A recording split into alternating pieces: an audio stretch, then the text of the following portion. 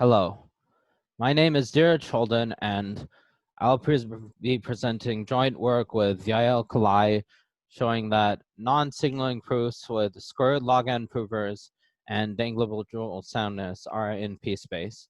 So first, recall multi-prover interactive proofs, which were introduced by Benor, Goldwasser, Killian, and Wigderson. The setup is you have two provers and a verifier.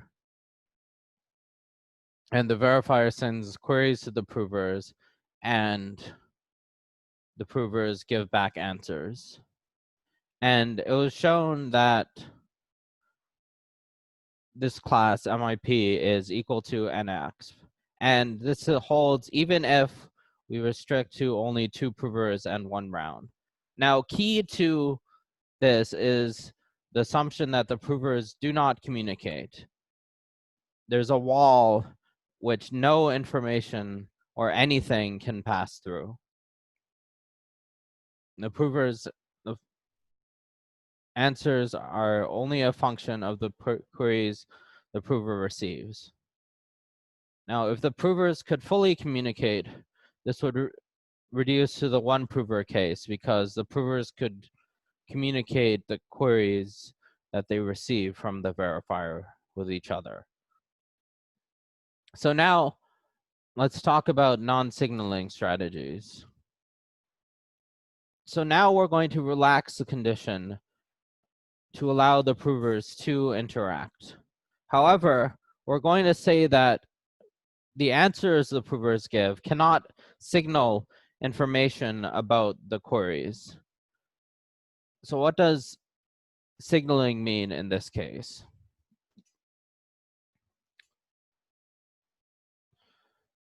So here, we're going to say that a strategy for the provers is non-signaling if the distribution of answers that a prover gives to the verifier only depends on that query.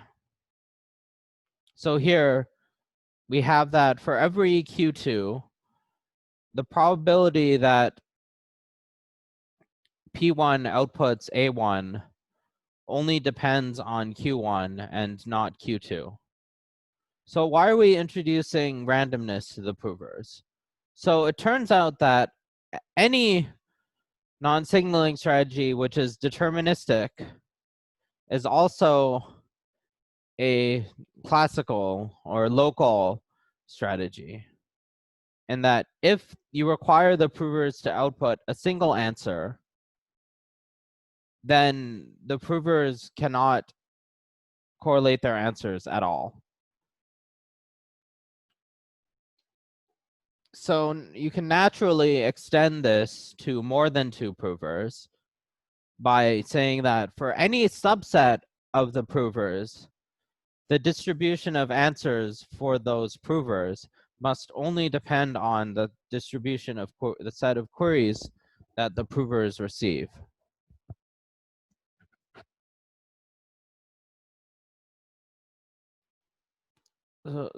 So what's the motivation behind non-signaling soundness? So there are a few motivations which I will go into. The first motivation is that non-signaling strategies provide a clean mathematical generalization of quantum strategies, where the provers are allowed to share an entangled state. Here, any sort of entangled state the provers share will lead to a non-signaling strategy. In addition, there are also applications to delegation of computation. It's shown that if a problem has an interactive proof secure against non-signaling strategies, this can be turned into a delegation scheme for certain parameters.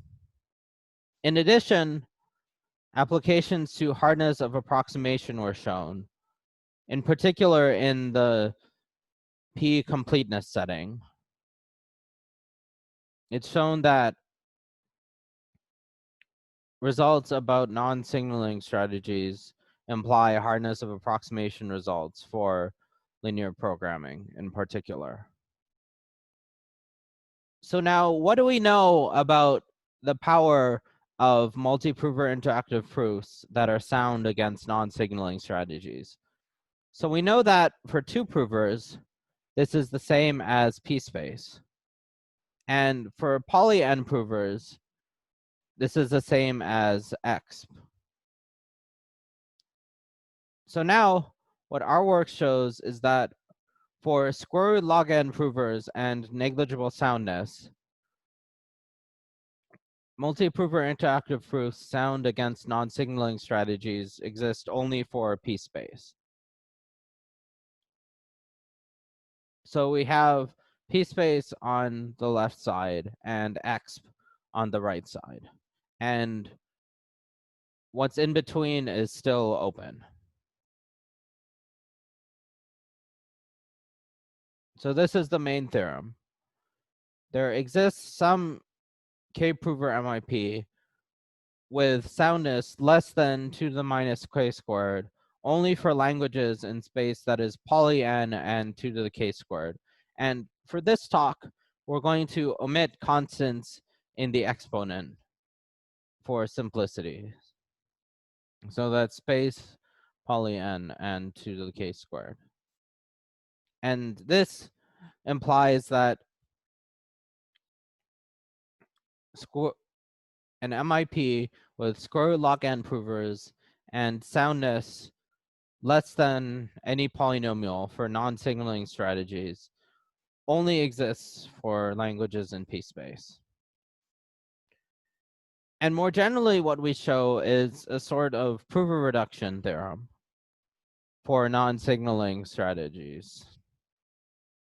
We show that a k-prover MIP with non-signaling soundness 2 to the minus k squared implies a 2-prover MIP with non-signaling soundness at most 1 minus 2 to the k squared minus k squared with remembering constants in the exponent.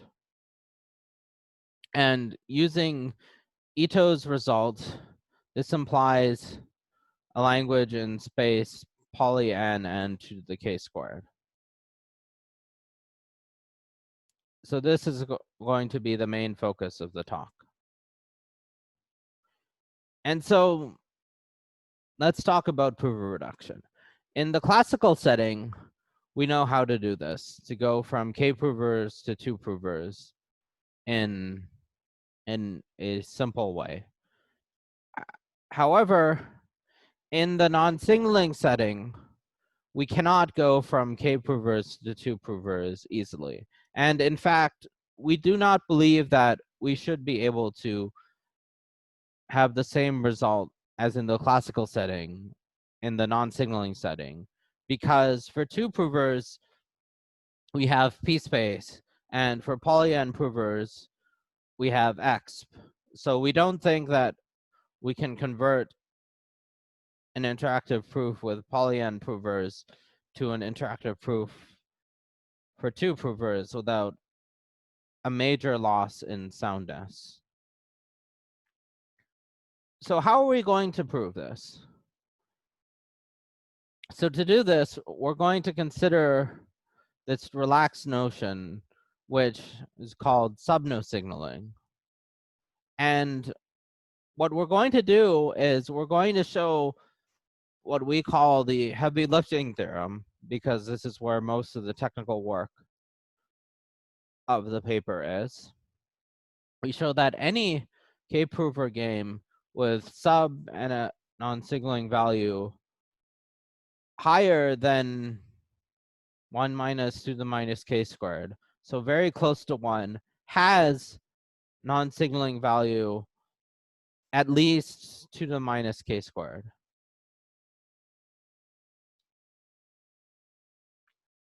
So let's talk about signaling strategies. So recall the definition of non-signaling. Now, we're going to use an equivalent definition, which says that there is some family of distributions which, following some paper we call SIM, such that for any subset of the provers, the distribution is equal to this SIM distribution of the answers. And it is easy to see that this is equivalent to the other definition of non-signaling. So now we're going to relax this definition in the following way. Instead of requiring an equality, we're going to say that, well, the probability that the prover outputs this answers only has to be less than or equal to this SIM.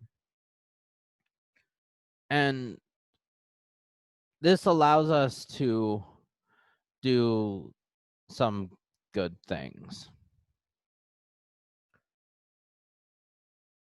So recall the main theorem.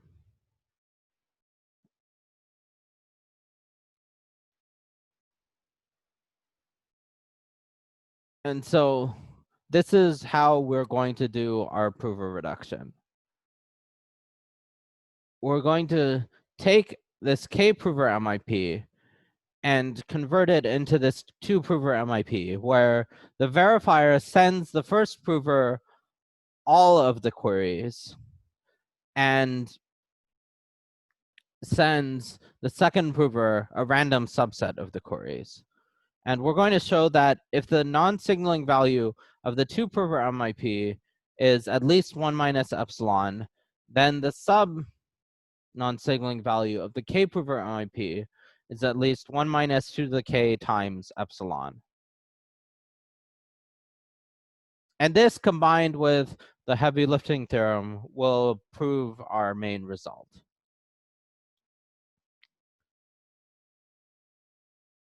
So what's the proof of this theorem? Let's say we have a non-signaling strategy for the 2-prover MIP above. Now we're going to construct a sub non-signaling strategy for the k-prover MIP. And what that's going to do is, given a set of queries, what the k-provers are going to do is run the 2-prover MIP to the k times on every possible subset of the provers. And if all of these accept, then we can just output one of the answers at random. And then otherwise, we output bot. And the ability to output bot is the reason why we only get a sub non-signaling strategy instead of a non-signaling strategy. If we can't output bot, we don't know how to guarantee the non-signaling condition for this specific interactive proof. So now let's go into the heavy lifting theorem as promised. And recall the definition of a sub non-signaling proof. It's sub non-signaling if there's some family of distributions such that for every subset of the provers, the distribution of answers for any query only depends on the queries for that subset. And so what are we going to do? So to start, we need to control these outliers in the sub non-signaling strategy. And the way we're going to do that is that we're going to construct a new strategy for the provers such that for every set of queries, the distribution of answers is at most what the expectation would be of the original distribution. Sort of intuitively, what we're doing is chopping off some peaks in the original distribution in order to be able to fill them in later. And then the next step is we're going to define a new sim such that the following conditions hold. For any subset of prover sim and any subset containing it, we're going to require that the probability for a sim on the bigger subset is at most the probability on the smaller subset. And this is going to enable us to make the sub non-signaling strategy we get non-signaling much easier. And so now what we do is notice that if this was an equality, then we would have a non-signaling family of distributions.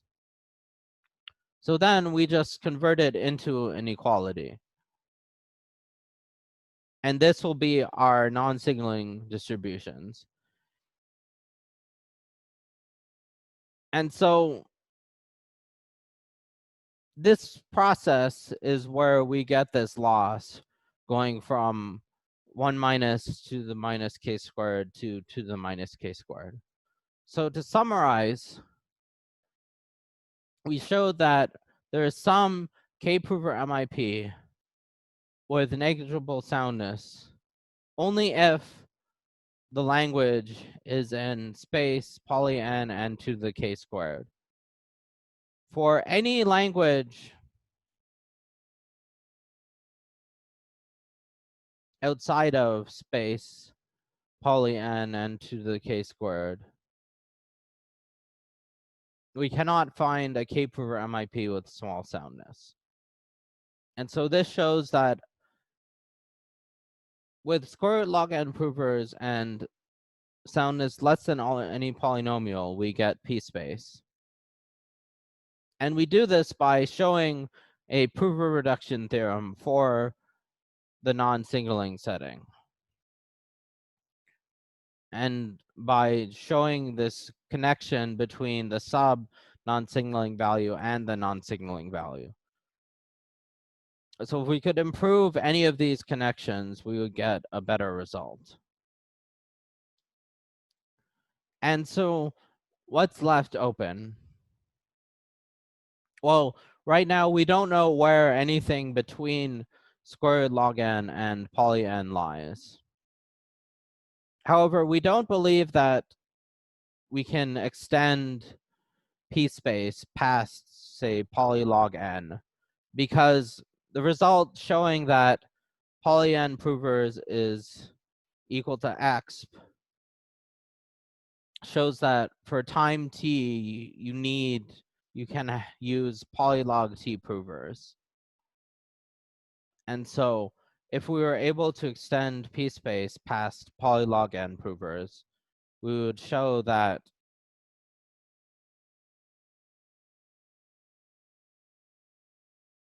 super polynomial time would be contained in PSPACE. And also, ideally, we'd like to find more applications of non-signaling strategies and sub-non-signaling strategies. And that's it. Thank you.